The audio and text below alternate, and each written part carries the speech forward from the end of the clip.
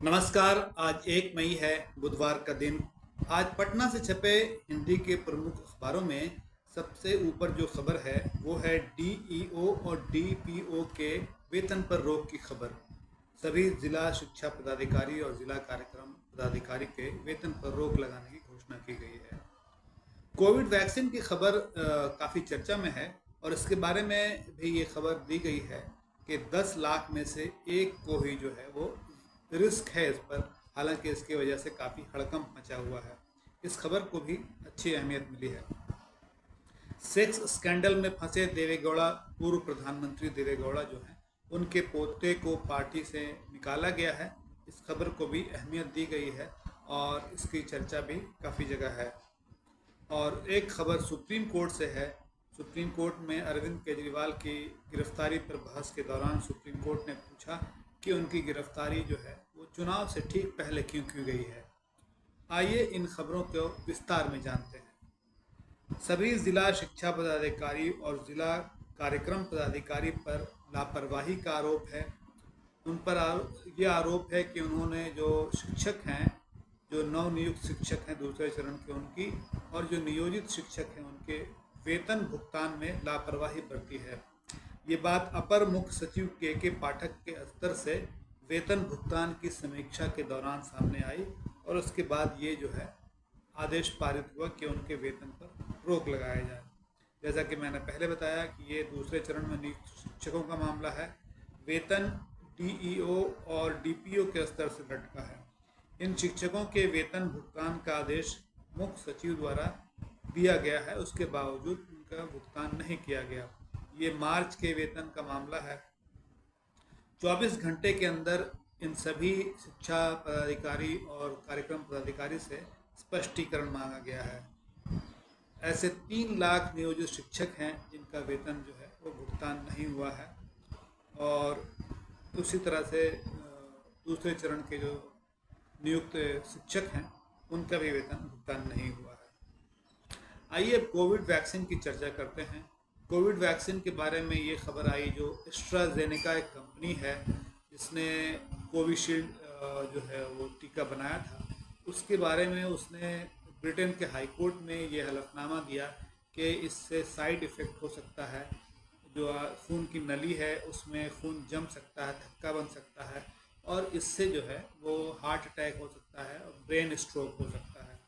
अब भास्कर ने इस मामले में एक पड़ताल की है और विशेषज्ञों की राय छापी है। उनका कहना है कि कोविड वैक्सीन से 10 लाख में महज एक को रिस्क है, इसलिए बहुत ज़्यादा घबराने की ज़रूरत नहीं है। और ये बताया गया कि भारत में 170 करोड़ डोज जो है कोविशील्ड की दी गई है, तो लगभग 50 करोड़ लोगों ने कोविशील्ड का डोज लिया है या वो जो टीका है वो लिया है। इसलिए ये कहना कि सभी को खतरा है, अखबार के अनुसार, अखबार के विशेषज्ञों के अनुसार ऐसा सही नहीं है। वैक्सीन से क्या फ़ायदा हुआ ये बताया विशेषज्ञों ने। कहा कि इसकी जो घातकता है कोविड की वो 80 से 90% तक कम हो गई। साइड इफ़ेक्ट जो है इसका 6 महीने में देखने लगता है, लेकिन अब चूँकि 2 साल हो गए हैं इसलिए जिन्हें साइड इफ़ेक्ट नहीं दिखा उनके लिए ख़तरा नहीं माना जा रहा है। हफ्ते में 2 दिन एक बार खाना खाने की सलाह दी गई है कि अगर आपने कोविड का टीका लिया है और आपको ऐसा कुछ खतरा महसूस होता है तो हफ्ते में 2 दिन एक वक्त का खाना खाएं और S12 प्रोटीन की जांच कराएं। ये प्रोटीन S12 की जांच कराने की बात भी कही है विशेषज्ञों ने। भास्कर में ये बात छपी है। अब कर्नाटक के सेक्स स्कैंडल के मामले की चर्चा करते हैं। आपको पता है कि पूर्व प्रधानमंत्री HD देवगौड़ा के पोते हैं प्रज्वल देवन्ना, उन पर भी और उनके पिता पर भी सेक्स स्कैंडल में शामिल होने का आरोप लगा है। खास के प्रज्वल रेवन्ना के बारे में कहा गया कि एक पेन ड्राइव मिली है जिसमें लगभग 3000 ऐसे अश्लील वीडियो और तस्वीरें हैं उनकी जो काफ़ी आपत्तिजनक है और ये जो है जिसकी वजह से वो सेक्स स्कैंडल में फंसे हुए हैं। प्रज्वल रेवन्ना जो है वो हासन से सांसद है कर्नाटक के और इस बार भी उम्मीदवार थे NDA के और प्रधानमंत्री नरेंद्र मोदी ने उनके लिए वोट भी मांगे थे। अब उनकी पार्टी जो है जनता दल एस ने उन्हें पार्टी से सस्पेंड किया है। इस मुद्दे पर आरोप प्रत्यारोप भी जारी है। केंद्रीय गृह मंत्री अमित शाह ने पूछा है कि कांग्रेस में किसकी सरकार है, यानी कांग्रेस में कर्नाटक की सरकार है तो उसने क्यों कार्रवाई नहीं की, ऐसा केंद्रीय गृह मंत्री अमित शाह का कहना है। इसके जवाब में कर्नाटक की सरकार का कहना है कि वहाँ आचार संहिता लागू है, एक तरह से चुनाव आयोग का शासन है। और उन्होंने वहाँ के कांग्रेस पार्टी के लोगों ने ये भी कहा कि केंद्र ने रेवन्ना को जर्मनी भागने में मदद की। आपको पता है कि प्रज्वल रमन्ना जो है वो अब भारत में नहीं है और जर्मनी चले गए हैं, ऐसा रिपोर्टों में बताया गया है। अब चर्चा सुप्रीम कोर्ट के उस आदेश की जिसमें दिल्ली के मुख्यमंत्री अरविंद केजरीवाल की गिरफ्तारी की टाइमिंग पर सवाल किया है सुप्रीम कोर्ट ने कि उन्हें ठीक चुनाव से पहले ईडी ने क्यों गिरफ्तार किया। जस्टिस संजीव खन्ना और जस्टिस दीपांकर दत्ता की बेंच ने ये सवाल किया और 3 मई तक कोर्ट ने ईडी से इस बारे में जवाब मांगा है। आपको पता है कि केजरीवाल 21 मार्च से आबकारी मामले में मनी लॉन्ड्रिंग का जो आरोप है उस मामले में वो गिरफ्तार हैं। अब हम अन्य खबरों की चर्चा करते हैं।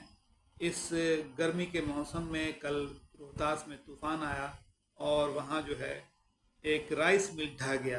करहगर के बिलासपुर की ये घटना है। ये राइस मिल धंसने से या गिरने से समस्तीपुर के 2 ऑपरेटरों की मौत हो गई। एक घोषणा उनके लिए जो बीएड की प्रवेश परीक्षा की तैयारी कर रहे हैं, उनके बारे में ये जानकारी है अखबारों के जरिए दी गई है कि आवेदन जो है बीएड प्रवेश परीक्षा के लिए वो 3 मई से शुरू होगा और परीक्षा जो है इसकी 25 जून को होगी। एक राजनीतिक खबर यह है कि अमित शाह ने आरोप लगाया कि कांग्रेस जो है उनके फर्जी वीडियो फैला रही है। उनके एक वीडियो में उनको ये कहते हुए दिखाया गया था कि जो दलितों और ओबीसी के लिए आरक्षण है उसको ख़त्म कर देंगे। हालांकि ये एडिटेड वीडियो था, ये वीडियो जो है सही नहीं था। छत्तीसगढ़ से खबर है कि वहाँ 10 नक्सलियों को मारने का दावा पुलिस ने किया है।